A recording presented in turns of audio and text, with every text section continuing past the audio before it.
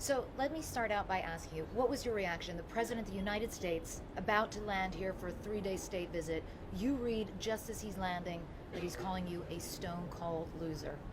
Well, actually, I was busy working. I was told afterwards about the president's tweet. Look, it's for him to choose how he behaves. That's the sort of behaviour I'd expect from an 11-year-old. But look, it's for him to decide how he behaves. It's not for me to respond in a like manner. I think it's beneath me to do childish tweets and name calling. Were you surprised? Were you offended?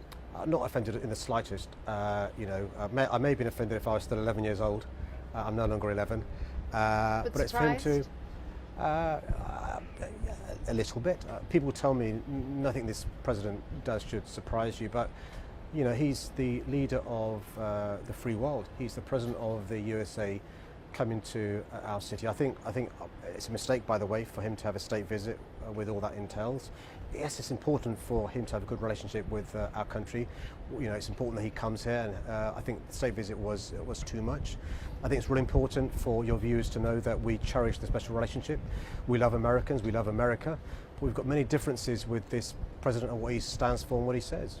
What made you decide to write what you wrote about him, though? Because some people will say, hold on, you were egging him on. I'm quite worried about what I'm seeing across Europe, across my country, where you've got far-right parties, a far-right movement that in previous years was on the fringes, that's now been normalised and mainstreamed, and they see Donald Trump as the poster boy. Go to Hungary, go to Italy, go to France, even in my own country, and in America, dare I say it.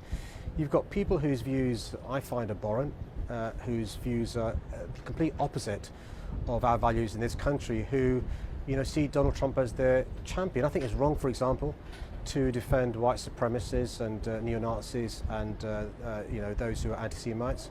I think it's wrong to amplify the tweets from racists in this country as Donald Trump has done so. I think it's wrong, by the way, to separate children from their parents on a border. I think it's wrong to ban people from coming to your country because of the faith they belong to.